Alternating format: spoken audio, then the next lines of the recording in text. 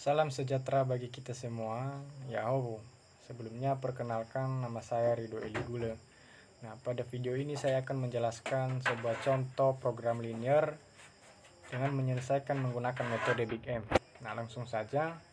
Di sini diketahui fungsi tujuan x1 dikurang 2x2. Nah, yang dimana pada soal ini kita akan mencari nilai minimum fungsi tujuan tersebut dengan fungsi batasan x1 ditambah x2 besar sama dengan 2. Kemudian negatif x1 ditambah x2 besar sama dengan 1 dan x2 kecil sama dengan 3. Yang dimana x1 x2 harus lebih besar atau sama dengan 0.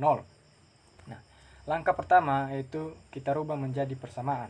Nah, dalam merubah menjadi persamaan, apabila tanda pertidaksamaan lebih sama dengan atau besar sama dengan, maka kita akan mengurangi variabelnya. Begitupun sebaliknya, apabila tanda pertidaksamaannya kecil sama dengan, maka kita tambah variabel.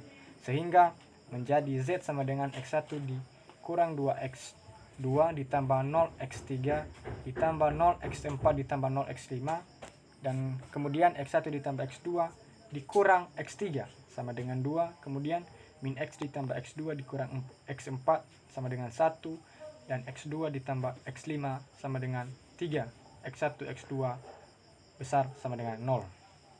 Nah, dari bentuk persamaan tersebut ada yang dikurang variabelnya yang dimana pada persamaan x1 ditambah x2 dikurang x3 sama dengan 2 dan min x ditambah x2 dikurang x4 sama dengan 1. Nah, karena ada variabel dikurang, maka kita tambahkan variabel buatan yaitu R1 dan R2 sehingga persamaannya berubah menjadi x1 ditambah x2 dikurang x3 ditambah R1 sama dengan 2 dan min x ditambah x2 dikurang x4 sama dengan R2. Begitupun pada fungsi tujuan kita tambahkan MR1 dan MR2. Kemudian kita buat tabel iterasi 1 yang dimana setiap nilai-nilai koefisien dari variabel yang barusan kita peroleh tadi kita masukkan ke dalam tabel sehingga diperoleh seperti pada tabel iterasi 1. Nah, kemudian kita kalikan baris 1 dan 2, kemudian tambahkan ke baris fungsi tujuan sehingga tabelnya nanti akan berubah menjadi seperti pada tabel iterasi 2. Nah, yaitu baris z big M yaitu 1 min 1 2 ditambah 2M min M 0 0 0 3M dan seterusnya. Nah, kemudian kita mencari iterasi ketiga dengan langkah yang sama yaitu kita kalikan baris 1 dan 2 kemudian ditambahkan ke baris fungsi tujuan sehingga diperoleh seperti pada tabel iterasi 3 yaitu 1 ditambah 2M 0 min M 2 ditambah M 0 0 dan seterusnya. Nah, kemudian kita buat iterasi keempat.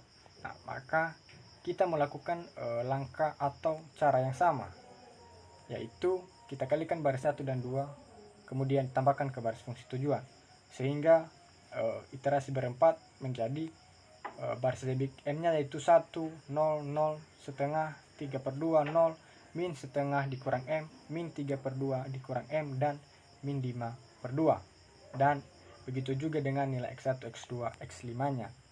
Nah, kemudian kita buat lagi iterasi kelima. Nah, seperti langkah yang sama sehingga kita peroleh seperti nilai yang ada di tabel. Nah, kemudian kita buat lagi iterasi ke-6 seperti pada tabel iterasi 6. Nah, tabel pada iterasi 6 yaitu didapatkan seperti pada tabel. Nah, kapan dikatakan tabel iterasi itu optimal? Ketika didapatkan tidak terdapat lagi elemen pada baris fungsi tujuan yang bernilai positif. Sebab yang kita cari yaitu meminimalisasikan fungsi tujuan. Nah, begitupun sebaliknya apabila kita mencari atau kita memaksimumkan nilai tujuan, maka tidak boleh ada elemen pada baris fungsi tujuan yang bernilai negatif.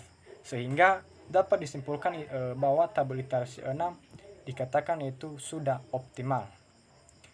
Jadi dari tabel tersebut kita dapat mengetahui nilai minimum dari M dari fungsi tujuan, yaitu min 6, yang dimana X2 nya yaitu 3, X3 nya sama dengan 1, dan X4 nya sama dengan 2.